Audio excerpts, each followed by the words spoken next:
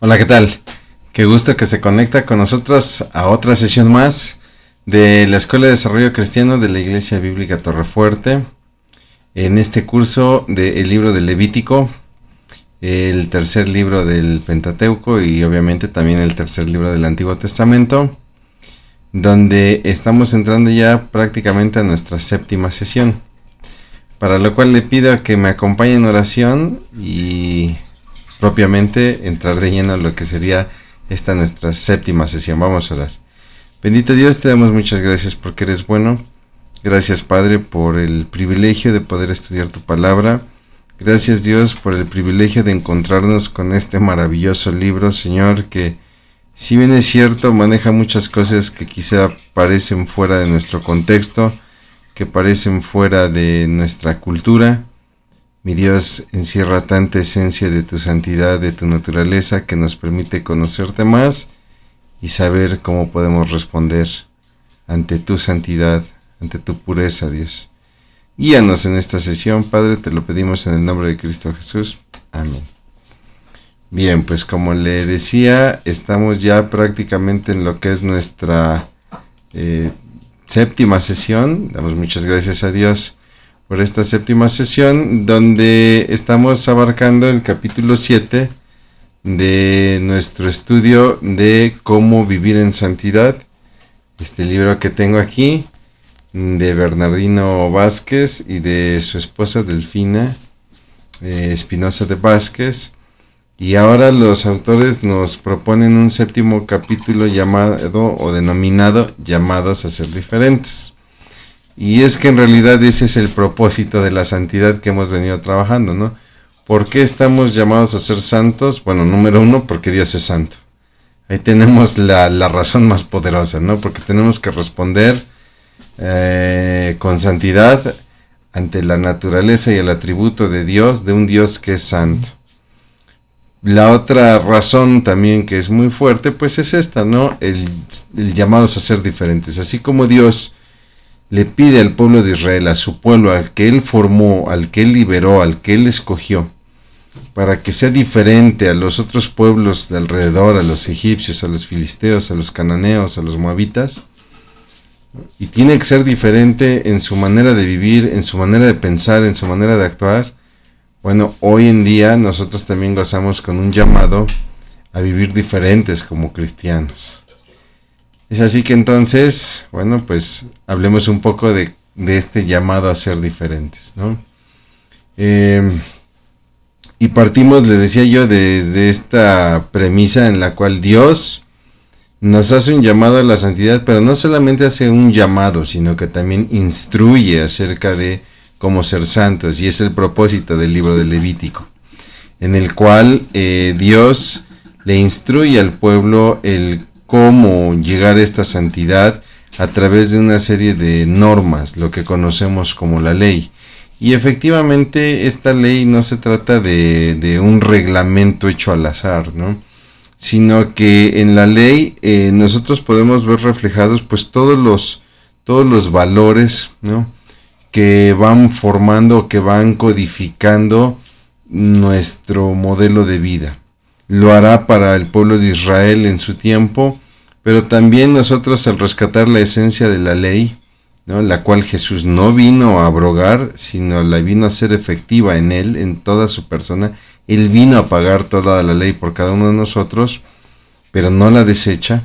Bueno, todos estos valores, todas estas normas de la ley, tienen el propósito de formar un modelo de cómo debemos de vivir. Es así que nosotros decimos que el cristianismo, más allá de un acto de religiosidad tradicionalista, en realidad es un estilo de vida. Por lo tanto, yo no puedo dejar de ser cristiano. Yo soy cristiano en mi hogar, soy cristiano en mi trabajo, soy cristiano obviamente en la iglesia, pero también en los lugares donde yo tengo esparcimiento, donde tengo entretenimiento. Entonces, no solamente se trata de ser cristiano cuando asisto a un auditorio. Yo soy cristiano cuando asisto a un partido de fútbol, yo soy cristiano cuando asisto al cine, etcétera, ¿no? Y es a través de la palabra que nosotros también encontramos un modelo de vida. Entonces, el propósito del llamado a la santidad y de cómo las normas, las leyes establecen cómo llegar a esta santidad es testificar, ¿no? Y bueno, Dios lo hace al pueblo de Israel para que el pueblo de Israel testifique a los otros pueblos, que los otros pueblos puedan ver, ¿no? Que Israel es diferente porque es un pueblo que tiene un trato diferente con el extranjero, con la viuda, con el leproso, etcétera. Y también por otro lado, pues agradar a Dios, ¿no? Y podemos rescatar esos propósitos para nosotros el día de hoy, ¿no? Nosotros somos diferentes y estamos llamados a santidad. ¿Por qué? Porque tenemos que demostrarle al mundo y tenemos que testificar al mundo que somos un pueblo diferente y también porque queremos agradar a Dios, ¿no? Entonces, pues esa era la premisa de Israel. Israel no debía imitar a otros pueblos. ¿En qué sentido? Bueno, por ejemplo, pues obviamente creo yo el tema más importante, la idolatría, ¿no? Israel no podía seguir los caminos de idolatría que seguían otros pueblos y todo lo que desencadenaba la idolatría, ¿no? ¿Por qué? Porque la idolatría dictaba mucho de la vida social, de la vida política, de la vida moral de un pueblo, ¿no? Es así que había mucha corrupción, por la idolatría, pero también había mucha amoralidad o inmoralidad, más bien dicho, en el sentido de que de repente por la idolatría los padres quemaban a sus hijos, ¿no? En ofrecimiento al ídolo, o tenían actos sexuales depravados en el culto a ciertos ídolos, ¿no? Y es entonces que Israel tendrá que demostrar que está hecho de otro temple, ¿no? Que está formado por un Dios que no es cualquier Dios, que es el Dios verdadero. Y es así que entonces Israel debe de responder a estos mandatos y para lograrlo, bueno, va a requerir de consagración y obediencia. Y hoy en día nosotros, para caminar en Cristo, esto no ha cambiado, ¿no? Requerimos de una consagración, es decir, lo habíamos visto en sesiones pasadas, la consagración no es otra cosa sino la total dedicación a Dios y obviamente la obediencia hacia sus mandatos, ¿no? Hoy en día circula mucha literatura cristiana con el nombre de total, ¿no? Leía yo hace poco un libro muy bueno, muy sencillo de José Grau, que es Mayordomía Total, pero existen otros como Evangelismo Total, ¿no? Que la temática de estos libros es básicamente cómo llenar todas las áreas de mi vida del evangelismo, de la mayordomía, del estilo de vida cristiano, ¿no? Eso es consagración, cuando todas las áreas de mi vida están dedicadas a Dios. De hecho, eso es lo que significa vivir una vida piadosa. Una vida piadosa no significa tener conmiseración por los demás, ¿no? Eso es parte de... Pero una vida piadosa es aquella que en todas sus áreas reconoce a Dios y se entrega a Dios, y eso es consagración. Entonces, lo que podemos aplicar hoy para nuestras vidas es que sí, nosotros tenemos que ser diferentes en un mundo que cada vez más pareciera negar a Dios. Y entonces es como un ejercicio de contrafuerza, un mundo que se aleja de Dios y nosotros que nos alejamos del mundo, no en el sentido de apartarnos del mundo como una especie de ejercicio monástico, sino más bien, estando en el mundo, tenemos que apartarnos mostrando un estilo de vida diferente. Es así entonces que, bueno, arrancamos el capítulo 17 de este libro del Levítico, donde se empiezan a dar algunas leyes acerca de el tabernáculo, esta tienda, ¿no? Que servirá como un templo de adoración y culto, donde se establece será el único lugar para presentar ofrendas. ¿Por qué?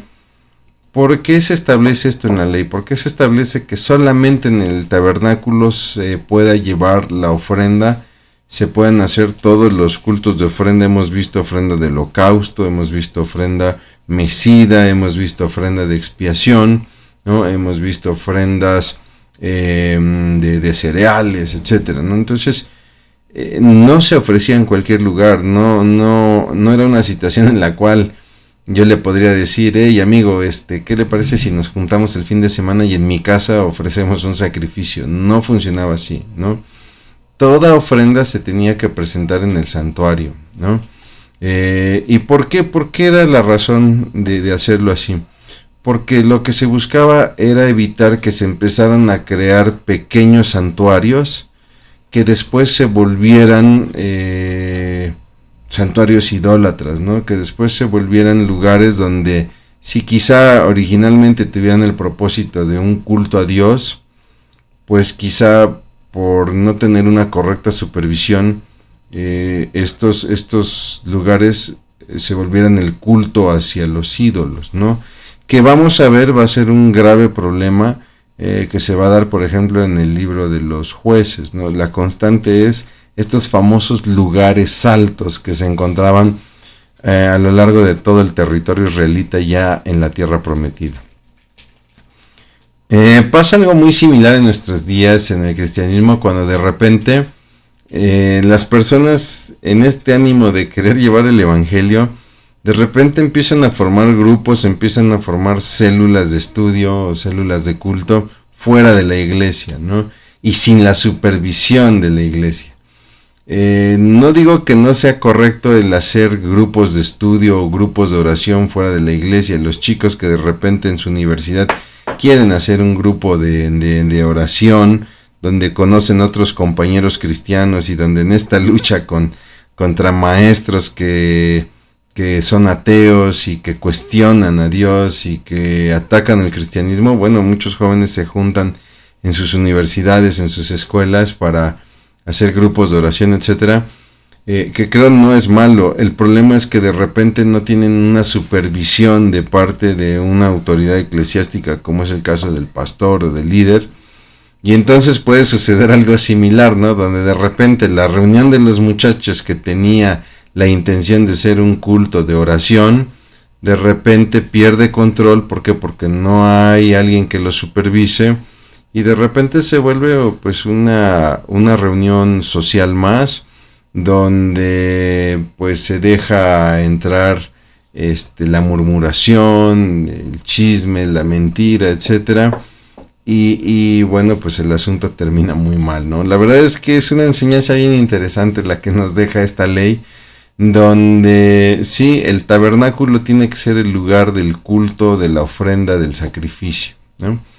Ya Levítico nos había hablado acerca de las leyes dietéticas, recordará usted, lo vimos, estos animales que eran permitidos comer, que eran considerados puros, en contraposición a los animales impuros, ¿no? Sin embargo, aquí se hace mención de la prohibición de comer sangre, ¿no? Y Levítico, ya en este capítulo 17, nos va a hablar acerca de las razones por las cuales el judío no debía comer sangre, ¿no? Primero que nada, ¿por qué? Porque Dios dice que en la sangre está la vida, ¿no? Entonces hay un valor que está pegado a la sangre con la vida, ¿no? La segunda razón es porque era ilógico comer sangre, la cual era también un símbolo expiatorio en el culto, ¿no? Estos sacrificios que se presentaban en el tabernáculo, pues de repente que tenían este simbolismo de expiación, de perdón de pecado a través del pago de la sangre, ¿no? Y de repente pues me como la sangre, es similar a lo que ocurre, por ejemplo, con Isaías, cuando nos dice que hay una persona que sale al campo, corta leña, la mitad la usa para calentarse y la otra mitad se construye un ídolo y le dice: a ti te debo la vida, ¿no? Se vuelve algo ilógico. Entonces, consumir aquel símbolo que representa el perdón, la limpieza y la pureza, pues se vuelve contradictorio, ¿no? Y también la razón pues es evitar actos crueles e idólatras, como de repente la cacería despiadada, ¿no? donde lo que establece el libro de Levítico es: ok, tú saldrás a cazar, matarás el animal y derramarás la sangre en el suelo. O sea, no empieces a hacer actos raros en los que te tomas la sangre delante de tal Dios porque te va a dar más valor, etcétera, ¿no? Este es un tema que ha causado mucha polémica actualmente. ¿Por qué? Porque está la pregunta de si el cristiano debe o no debe comer sangre. No, para todos aquellos que son amantes de los tacos de moronga y todas estas situaciones, Pablo no se metía en problemas y decía: bienaventurado el que no se condena a sí mismo, ¿no? Si me permite una respuesta, pues fría, directa, sería: no hay problema, las personas pueden ya comer sangre. ¿Por qué? Porque nosotros, por ejemplo, no practicamos el sacrificio de corderos, etcétera. Entonces, para nosotros el simbolismo de la sangre, este simbolismo expiatorio, pues ha quedado cubierto en Cristo y ya no tanto en los animales, ¿no? Sin embargo, a muchos dicen: sí, pero la palabra dice que en la sangre está la vida, ¿no? Sí, pero va de acuerdo a esto que menciono, ¿no? En cuanto al sacrificio en el culto, etcétera. Hoy en día, similar a lo que ocurre con Pedro en el libro de los Hechos, donde se le aparece esta visión con varios animalitos y la orden de mata y come, y él dice: bueno, es que nada impuro ha entrado en mí, ¿no? Y Dios le dice: no llames impuro a lo que Dios ha limpiado. Pues prácticamente ya no tenemos problema en comer mariscos o comer todos estos animalitos que no son rumiantes o no tienen la pezuña hendida, ¿no? Sé que muchos podrían decir: sí, pero estamos hablando de la sangre, que es otra situación diferente. Lo sé, les repito, yo estoy respondiendo de una manera muy fría, ¿no? Si lo vemos a la luz del texto, podríamos decir: pues no hay problema en comer sangre. ¿Por qué? Porque ya con el sacrificio de Cristo esto ha cambiado, ¿no? Porque si decimos que si comemos sangre estamos comiendo el símbolo de la vida, entonces sí caeríamos en el problema de la creencia de que nos comemos a Dios, ¿no? Recuerdo cuando venía la Cuaresma que en la religión católica decían: no puedes comer cada viernes de Cuaresma, no puedes comer carne. Y cuando yo preguntaba: ¿y por qué no puedo comer carne? Porque te comes a Dios, ¿no? Entonces sería algo similar, ¿no? Esta es mi respuesta fría, ¿no? Si alguien me pregunta a mí, Alejandro Luna, como cristiano, ¿debo comer sangre o no debo comer sangre? ¿Puedo o no puedo comer sangre? Pues mi recomendación realmente sería más bien sanitaria, ¿no? ¿Por qué? Porque la sangre es un alimento difícil de digerir, difícil de procesar, ¿no? Donde normalmente muchas enfermedades se pueden adquirir al comer la sangre de animalitos, ¿no? Y bueno, yo en lo personal, por alguna situación pues de salud, prefiero evitarla, ¿no?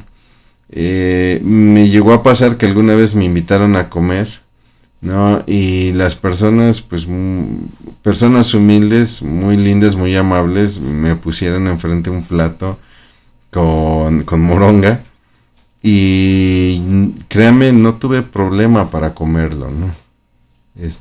¿Por qué?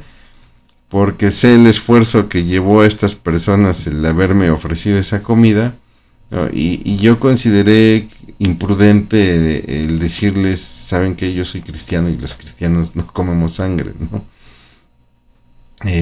Pues yo simplemente oré por los alimentos, los bendije en el nombre del Señor, ¿no? Y pues fui bendecido por esta familia, ¿no?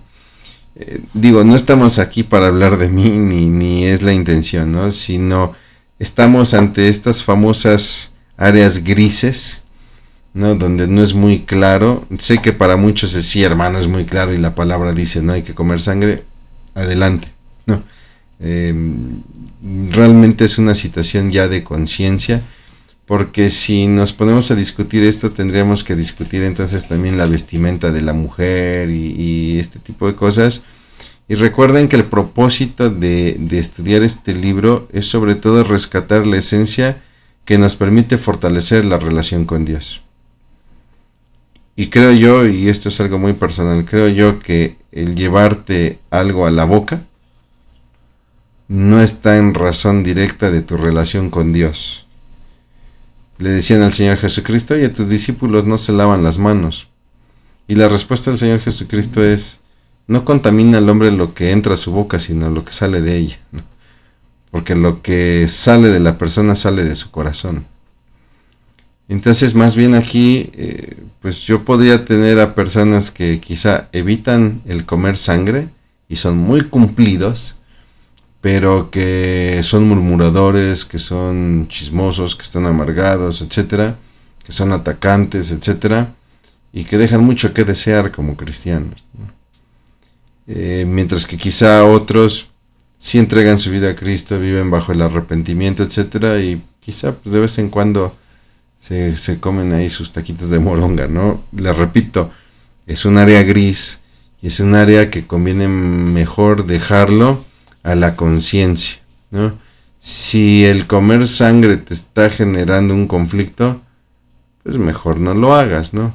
Si el tomar vino te está generando conflicto, pues mejor no lo hagas. Bienaventurado aquel que no se condena a sí mismo, ¿no? Bueno, siguiendo adelante, vienen las leyes referentes a la relación con Dios. Aquí prácticamente en esta sesión estamos abarcando todo lo que serían los capítulos 17 al 21. Sin embargo, lo que vamos a hacer es que vamos a tomar muchas de estas leyes que se presentan en estos capítulos y las vamos a combinar. ¿Por qué? Porque en esta parte de la escritura del Levítico pasa un poco lo que sucede, por ejemplo, con el libro de Proverbios, donde tenemos una colección de refranes, ¿no? De estos refranes sabios, de estos consejos de sabiduría, pero que están mezclados, ¿no? Y que no están separados por temas, sino que van mezclados. Lo mismo va a pasar con Levítico. De repente Levítico te va a hablar de alguna ordenanza en cuanto a sentido de pureza sexual, y de repente te va a hablar de una ordenanza en cuanto a cómo establecer tu relación con Dios, y después habla una ordenanza de cómo establecer tu relación con el prójimo, y se va a regresar a otra ordenanza acerca de la pureza sexual, etcétera, ¿no? Entonces lo que traté de hacer en esta sesión realmente es tomar mejor los temas y hacer una mezcla de versículos, para lo cual decidí colocar los versículos. Como ustedes pueden ver, tengo lo que sería la clasificación de la ley y los versículos que están referidos. Aquí ustedes se van a dar cuenta que de repente estaré en el capítulo 19, de repente estaré en el 20, de repente estaré en el 18, de repente estaré en el 21, ¿no? Entonces, primero que nada, hablemos de las leyes referentes a nuestra relación con Dios, ¿no? O a la relación del pueblo de Israel con Dios.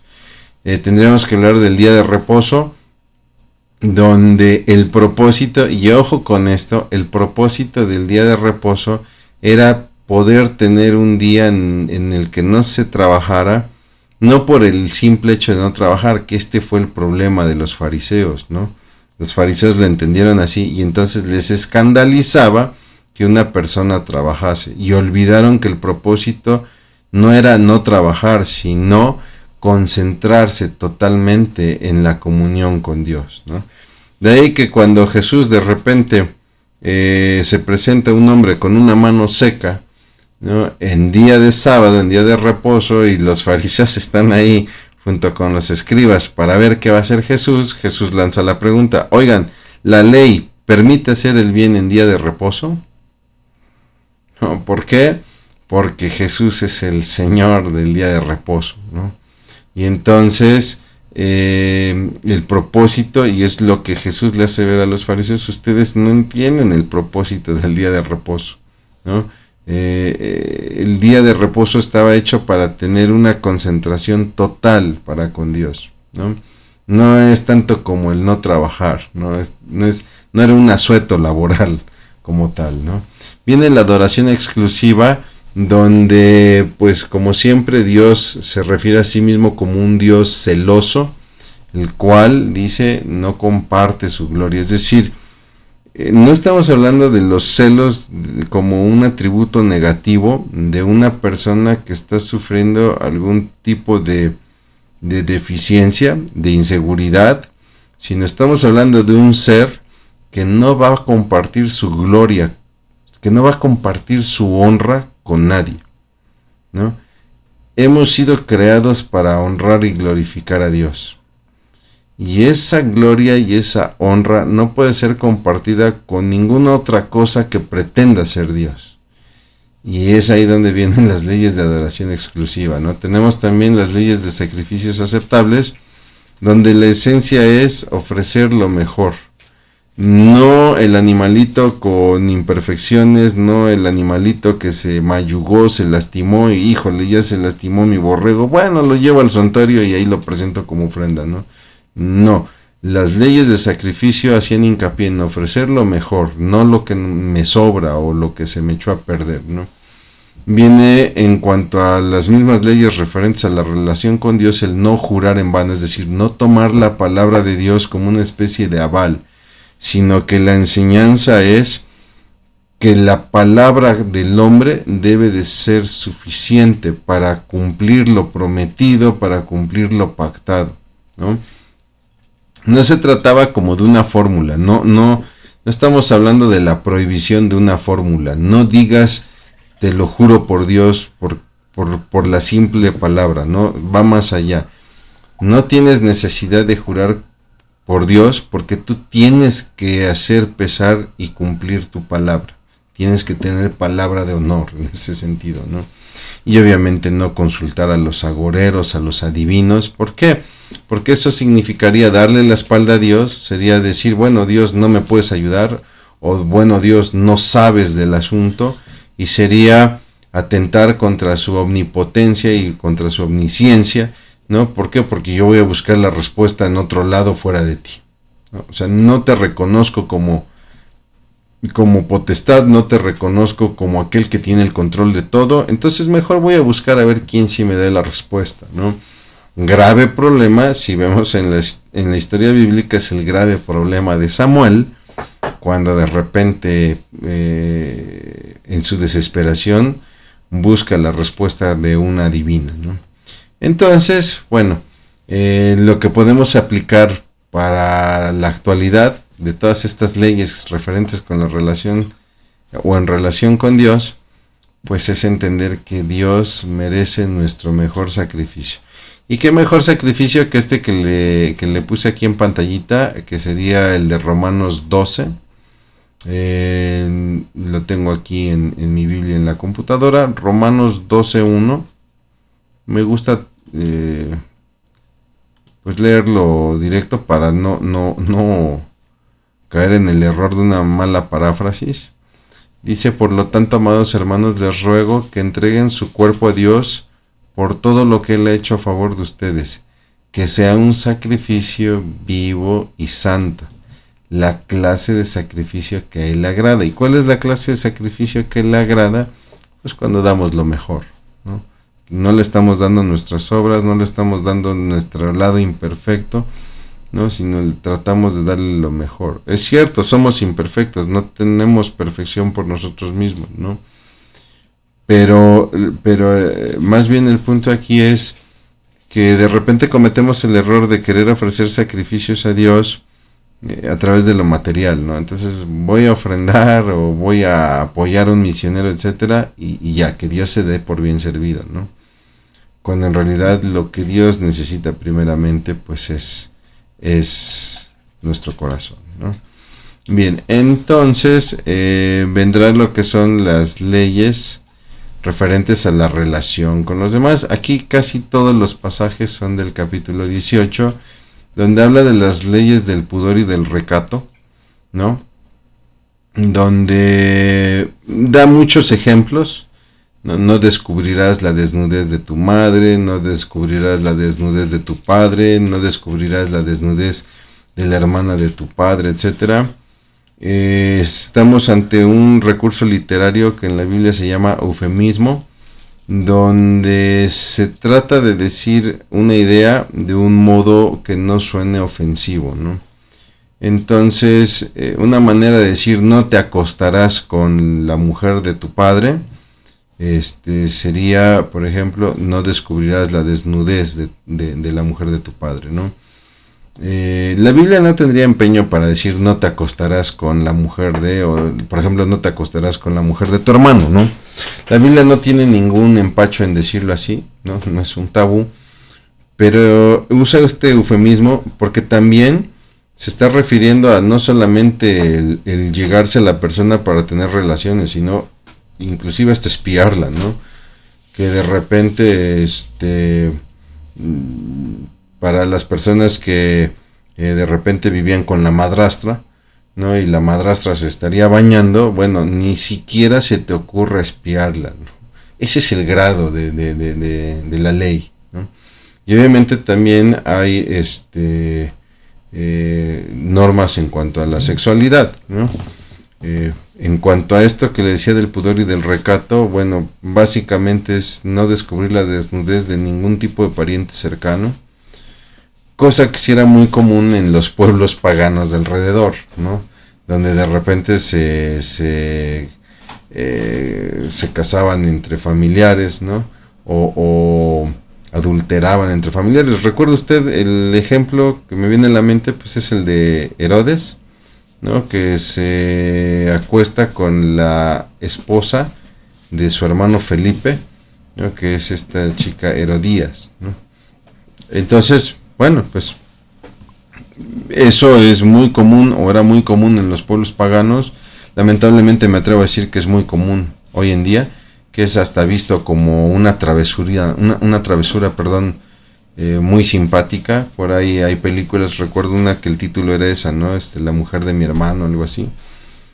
Y el mundo lo ha normalizado, pero en realidad pues hay cosas de la ley de Dios que, les repito, no cambian. Jesús no las vino a quitar o no las vino a abrogar, ¿no? En cuanto a la sexualidad, bueno, no tener relaciones con parientes cercanos, ¿no? Pero también no tener relaciones con, por ejemplo, mujeres que son hermanas, ¿no? O sea, que el hombre tenga relación con una mujer y con su hermana por el conflicto que crearía entre ellas, como va a suceder, por ejemplo, con Jacob y en el caso de Lea y de Raquel, ¿no? No tener relaciones con mujeres que están en su periodo menstrual, ¿no? Tiene mucho que ver también con el asunto del simbolismo de la sangre, ¿no? Aunque habíamos visto en las leyes de pureza que si se llegaba a dar la situación, bueno, había una norma de purificación tanto para la mujer como para el varón, ¿no? No tener relaciones con la mujer de tu hermano o con otra persona del mismo sexo o incluso con animales, ¿no? Que era una práctica muy, muy, muy común en los pueblos paganos, ¿no? Y esto se va a acentuar mucho, por ejemplo, con la llegada de los griegos posteriormente, ¿no? No cometer ningún tipo de fornicación ni de adulterio, ¿no? Y también estaban las leyes en cuanto a sacrificios paganos, donde se establecía el no ofrecer como sacrificio a personas, ¿no?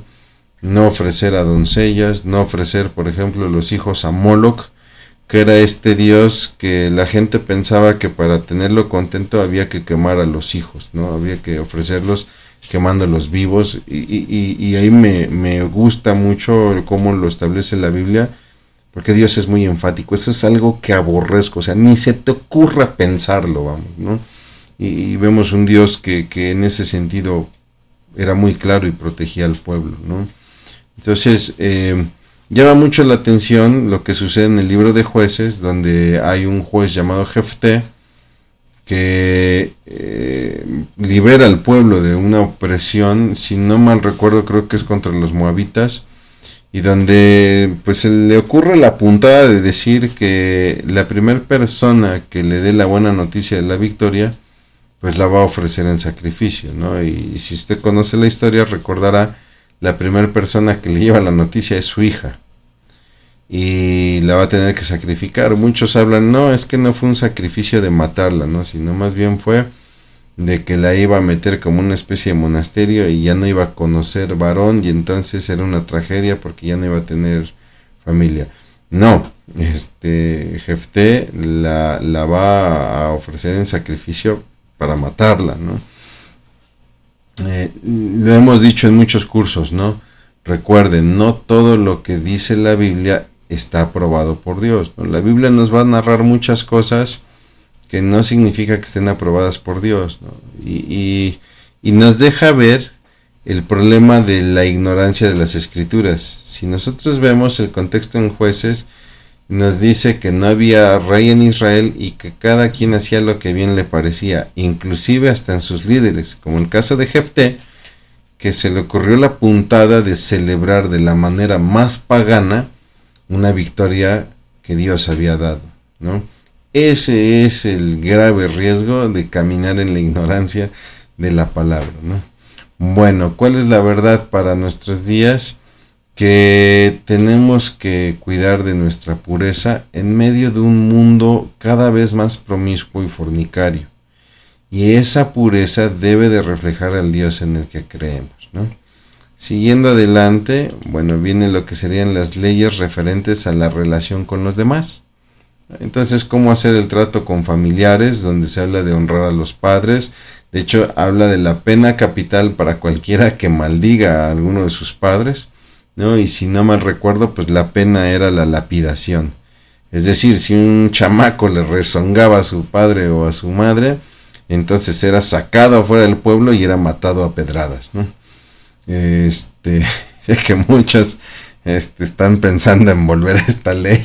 No, hay que tener paciencia, ya Cristo transforma vidas, ¿no?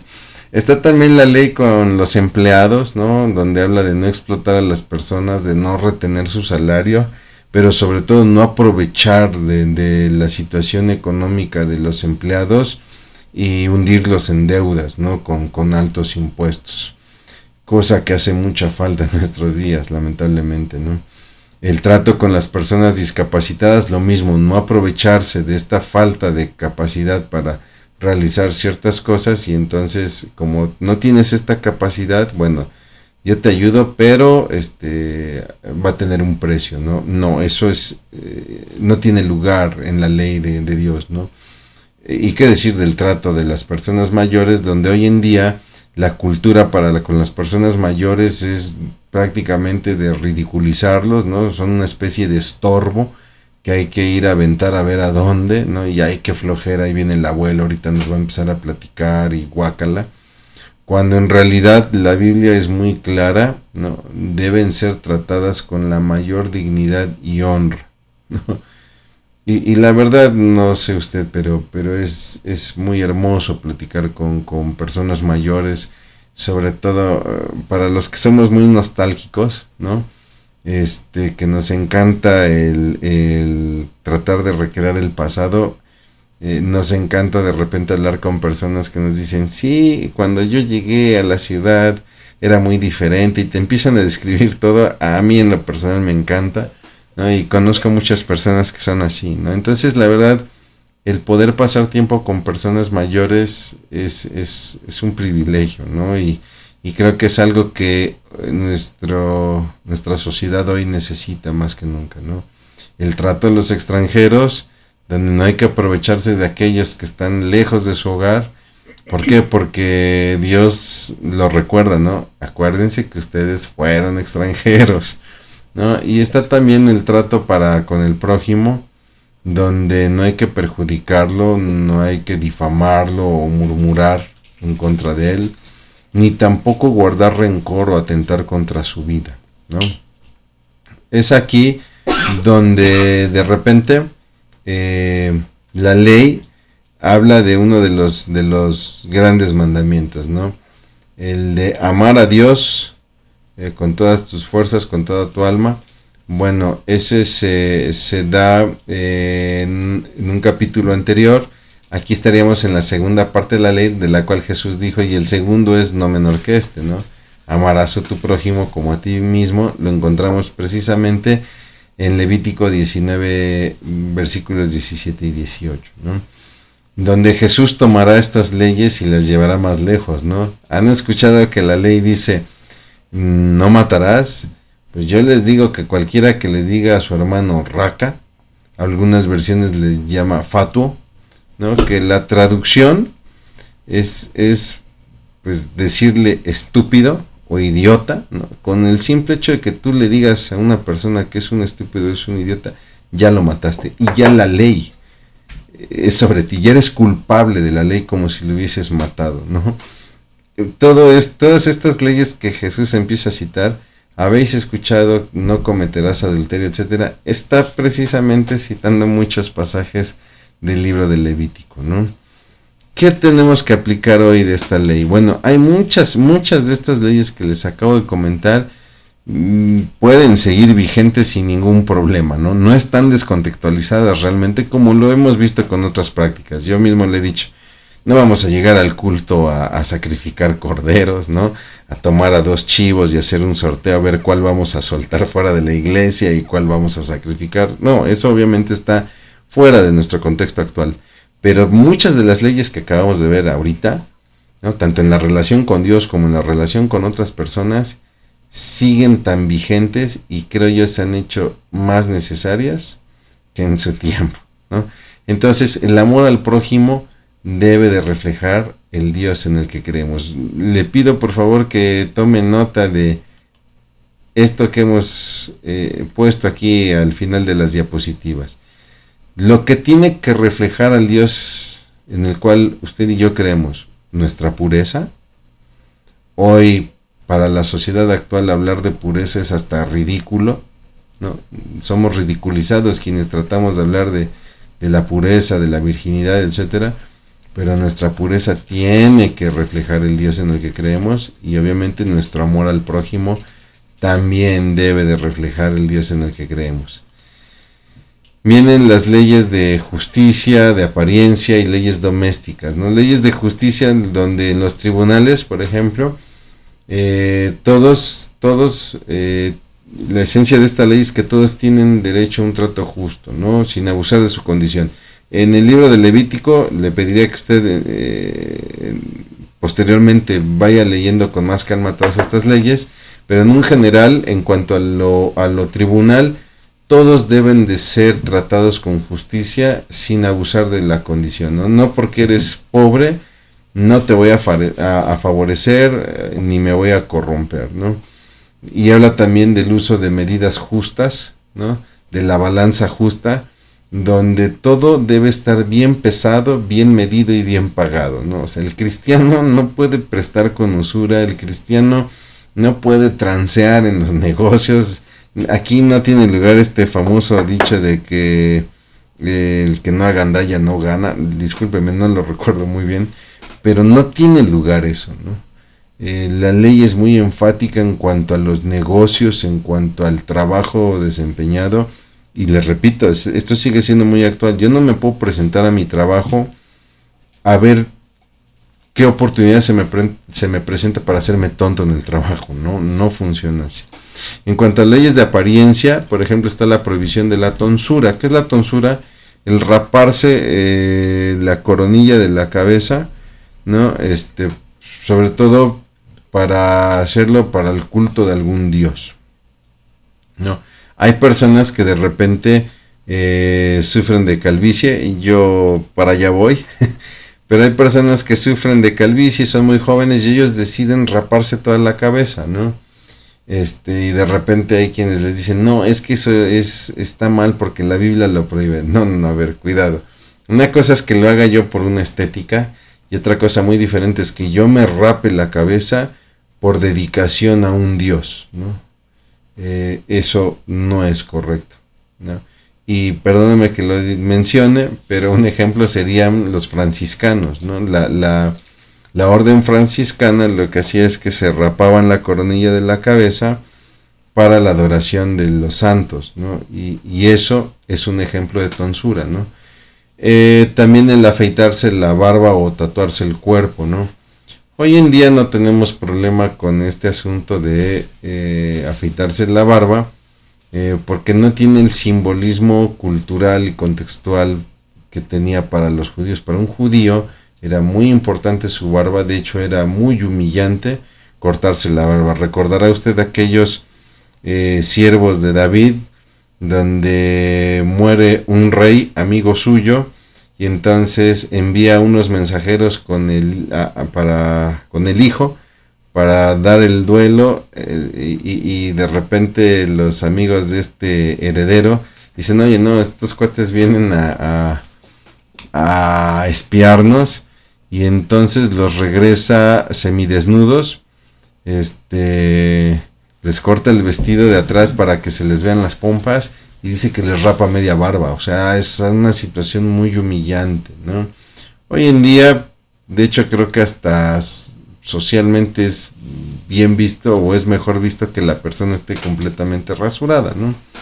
Y lo mismo en cuanto a tatuarse el cuerpo.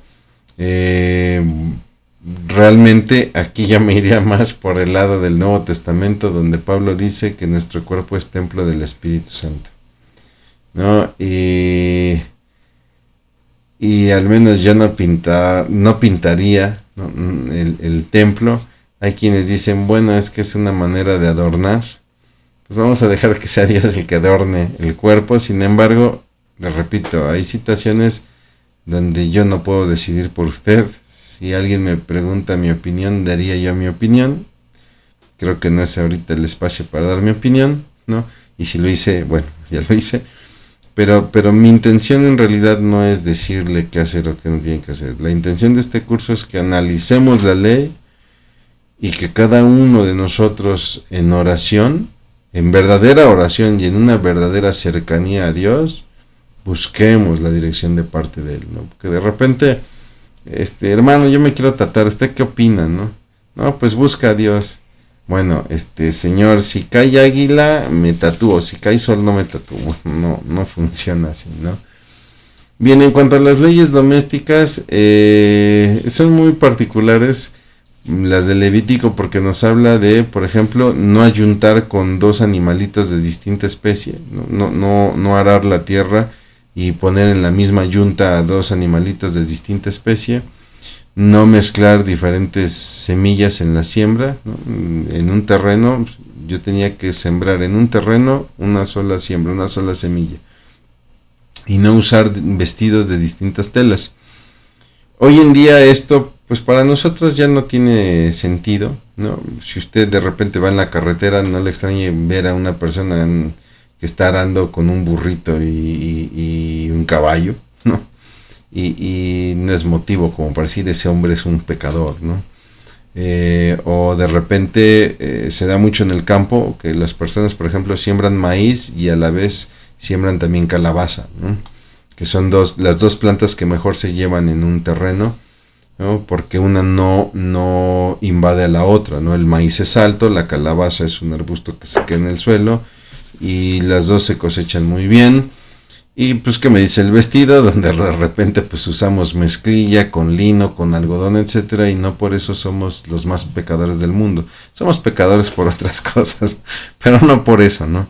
Entonces, ¿cuál era la razón de estas leyes domésticas?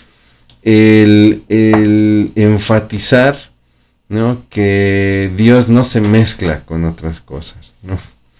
Entonces, lo que tenemos que rescatar de todas estas leyes es que ahora nuestra honradez debe reflejar al Dios en el que creemos, ¿no?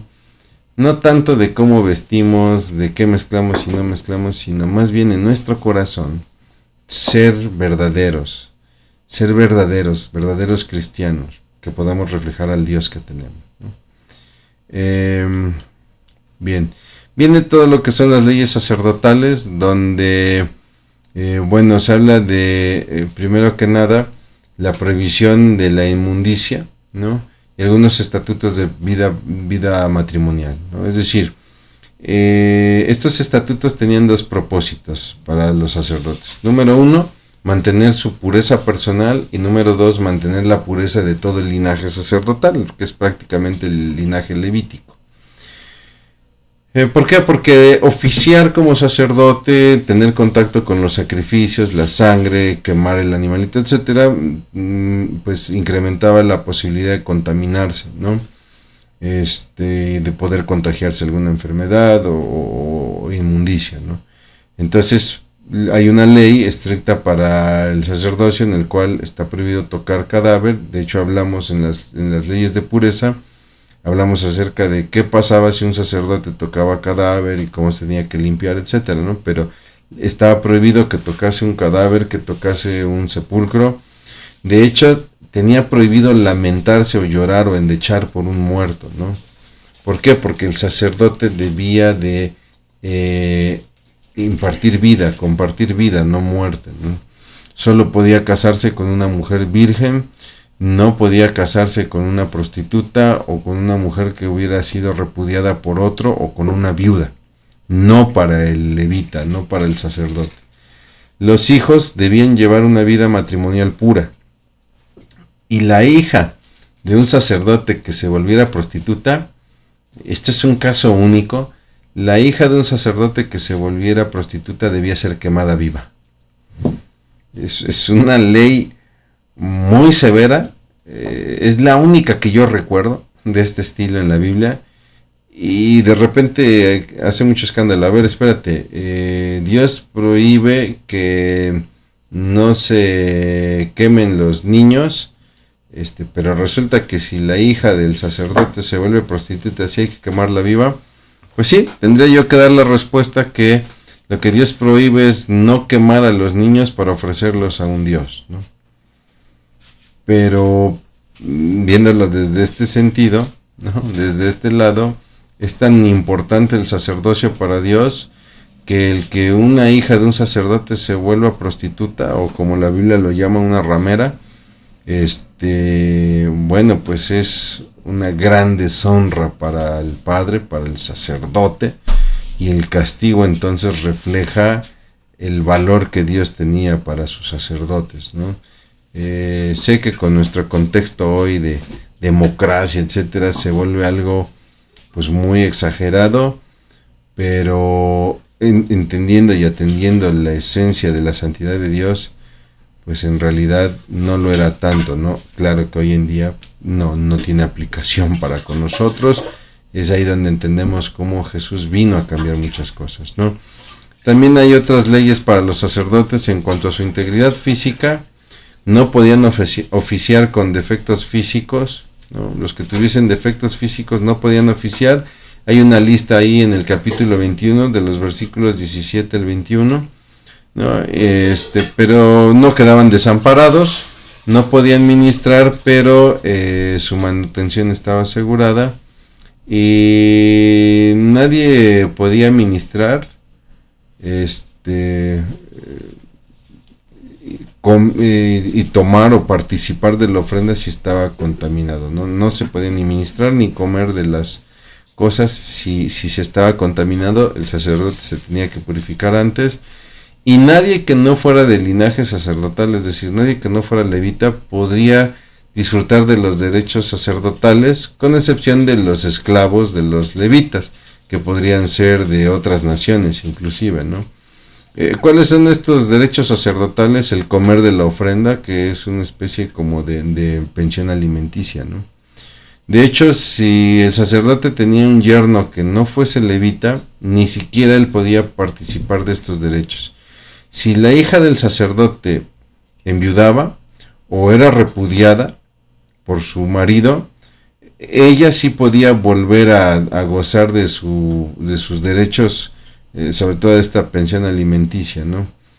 Pero si algún extraño consumía por error lo que pertenecía al sacerdote, debía restituir lo consumido más una quinta parte. Aquí nos viene a la mente pues la historia de David, ¿no? Donde al ser perseguido por Saúl, él y sus hombres tienen hambre, y entonces toman los panes de la proposición, que no le correspondían. ¿Por qué? Porque David es descendiente de la tribu de Judá, no de Leví, ¿no? Pero estamos seguros que posteriormente en su reinado habrá restituido estos panes. Es curioso también cómo Jesús lo toma para explicarle a los fariseos precisamente este problema que tienen con el día del sábado, ¿no? ¿A ustedes les escandaliza el día del sábado por lo que hago? Les escandaliza, bueno, no recuerdan que David tomó los panes de la proposición, y para ustedes David es su héroe, ¿no? Viene también la supervisión de las ofrendas, donde el sacerdote debía verificar que las ofrendas fueran aceptables, y también hay una lista donde se narran los defectos que los animalitos podían presentar, ya en el capítulo 22 de los versículos 20 al 25. Los sacerdotes prácticamente tenían que cuidar el alumbrado en este candelero de oro o candelabro de oro, el alumbrado, que era un estatuto perpetuo, el cual no podía apagarse, continuamente tenía que estar prendido, y también la mesa de los panes de la proposición, donde no debía de faltar estos panes, que era un derecho perpetuo, ¿no? Derecho perpetuo, ¿por qué? Porque el sacerdote podía comer de esos panes en los días de reposo. Entonces los sacerdotes administraban tanto el aceite de oliva virgen puro, que era donado para las lámparas, para que éstas continuamente estuvieran encendidas, y debían de cuidar de la preparación del pan, de la proposición para el día de ser consumido, el día de reposo, ¿no? Hoy nosotros no necesitamos tener ahí un candelero prendido todo el tiempo, ni estar haciendo panes, ¿no? Más bien la esencia de todo esto es que nuestro sacerdocio debe ser una luz continua en el mundo, y Jesús lo dijo de nosotros: ustedes son la luz del mundo, y nadie enciende una lámpara para esconderla debajo de una mesa o debajo de un almud, ¿no? Sino que debe de alumbrar, ¿no? Y del mismo modo que no faltaba pan en la mesa de los panes, pues debemos estar nutriéndonos continuamente por la palabra de Dios. ¿Por qué? Porque sí ejercemos un sacerdocio, ¿no? Y bueno, pues para terminar nuestra sesión de hoy, para reflexionar, como cristiano, ¿muestra usted un estilo de vida diferente en su trato con los demás y en su intimidad? Sobre todo en la intimidad. ¿Muestra usted justicia, honradez en su trabajo y en su iglesia? Es decir, en su estilo de vida, ¿muestra usted al Dios en el cual usted cree? ¿Usted ejerce un verdadero sacerdocio gobernando bien su casa? Y esta pregunta es muy breve, pero creo que es la más importante que podríamos hacernos en nuestra vida, ¿no? ¿Estamos ofreciendo lo mejor a Dios? Mi hermano, mi hermana, yo le agradezco mucho que me haya acompañado ya en esta 7ª sesión del libro de Levítico. Le pido encarecidamente que lea con mucha calma estos capítulos 17 al 21, 17 al 22 del libro de Levítico, donde usted pueda ir analizando ya mayor detalle cada una de estas leyes, ¿no? Y nos veremos próximamente para lo que sería nuestra 8ª sesión. Haré una oración y concluiremos con esta sesión. Bendito Dios, te damos muchas gracias, Padre, por la guía de tu palabra. Gracias, Señor, porque podemos escudriñar tu ley y aprender de ella, sabiendo, Padre, que en Cristo la ley ha sido cumplida perfectamente, pero mi Señor también nos permite ver, nos orienta, nos guía hacia tu santidad. Te damos gracias por todo esto en Cristo Jesús. Amén. Muchas gracias, mi hermano. Que Dios le bendiga.